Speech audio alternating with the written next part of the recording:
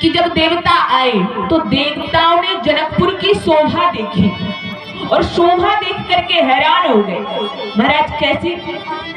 जो संपदा नीच ग्रह शोभा,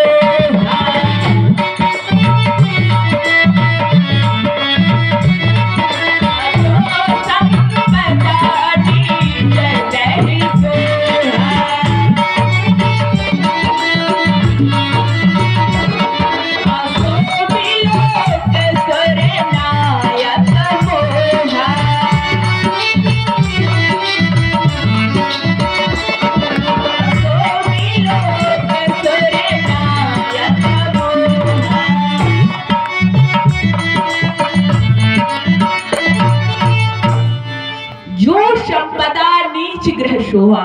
महाराज जो संपत्ति नीच घर में अर्थात जो झाड़ू लगाने वाले होते थे ना, उनके ग्रह में है, उनको देख करके इंद्र हैरान हो गए। महाराज ऐसी अचल संपत्ति, हम तो परेशानी। महाराज जनक का घर है कि ये झाड़ू लगाने वाले का, तो इंद्र भी परेशान हो गए कि ऐसी शोभा, ऐसी कीर्ति। जानकी जी ने ऐसा अपनी रिद्धियों सिद्धियों को आदेश दे दिया कि जनकपुर की शोभा ऐसी कर दो कि हर कोई देख करके हैरान हो जाए।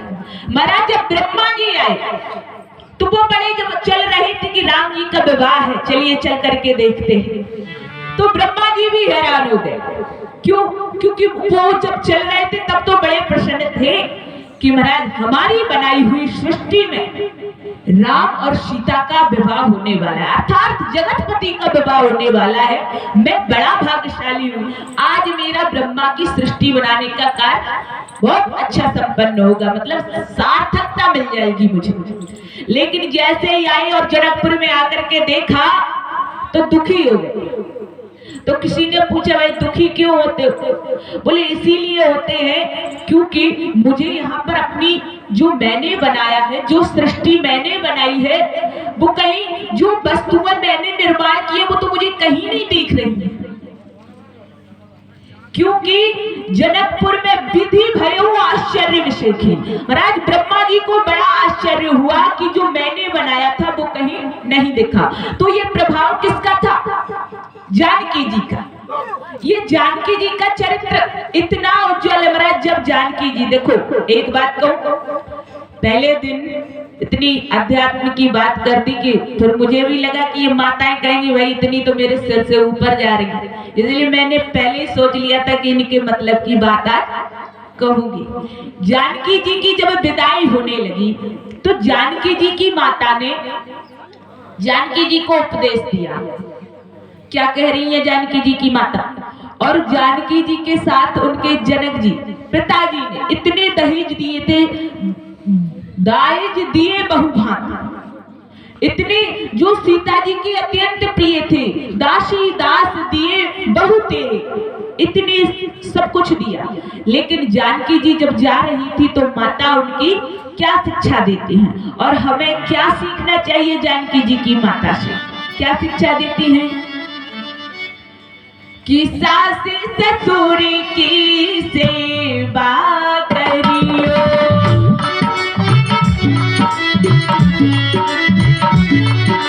सास ससुर की सेवा करियो,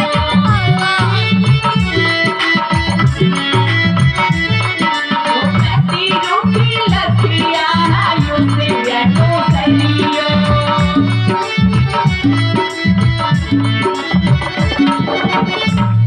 महाराज जानकी जी की माता कहती हैं बेटा आशीर्वाद तो दिया, लेकिन आशीर्वाद के साथ में ये भी समझाया बेटा ससुराल में जाकर के सास की ससुर की सेवा करना। और राम जी के चंद अपना जो पति है ना, उनका तो केवल आप उनको देखना कि इनकी रुचि किस में है और देख करके वही कार्य करना जो तुम्हारे पति को प्रिय हो। महाराज ऐसा आशीर्वाद दिया। सारी सभी माताओं ने माता ने जानकी जी की तो दिया ही, पर जो भी थी होती है ना, मामी होती, बुआ होती, सबने समझाया, बहुत सारा आशीर्वाद दिया। तो ये शिक्षा लेनी चाहिए कि हमें अपनी बेटी को क्या शिक्षा देनी चाहिए, ना कि एक बेटा सास अगर ज्यादा मुंह चलाए ना तो तुम इस बार अगली बार जाना चूल्हा अलग। माता जानकी जी से सीखिए, उनकी माता से सीखिए कि कैसा चरित्र है माता जानकी। महाराज जब जनकपुर में, अयोध्यापुरी में चारों बहनें राम लक्ष्मण भरत शत्रुघ्न के साथ में आई तो जानकी जी को वही बात याद आई, क्या कि मेरी माता ने क्या सिखाया था कि सास ससुर की सेवा करना है। तो माता जानकी जी सेवा तो कर ही रही है और अपनी बहनों को भी सिखा रही है। बहन, गोस्वामी जी दोहावली में लिखते हैं, क्या लिखते हैं? पाई लाग से शबन शिखावत, नवत सात सत सासा। माता जानकी जी की वाल्मीकि रामायण में 700 और सासें थी। ये 3 तो थे ही मुख्य रूप से, पर 700 सासें और थी। इसीलिए वो कहती है अपनी तीनों बहनों को शिक्षा दे रही है, बहन जो माता ने शिक्षा दी थी उसका पालन करो। और तीनों बहनें, चारों बहनें सासों की चरण छू रही। ये नहीं सोच रही कि भाई सास तो इनके कब तक चरण छुएंगे, कब तक चरण दबाएंगे।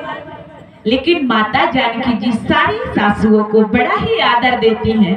और महाराज ऐसी वैसी नहीं है माता की, इनकी सासें कैसी है महाराज? तो ज्ञान भक्ति च कौशल्या उपासनात्मिका सुमित्रा,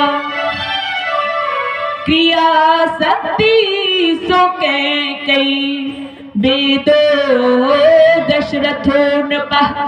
महाराज ज्ञान और भक्ति साक्षात कौशल्या माता है, उपासना के सुमित्रा मैया है और कई क्या है? क्रिया शक्ति है। और जो वेद है ना, वेद का साक्षात स्वरूप महाराज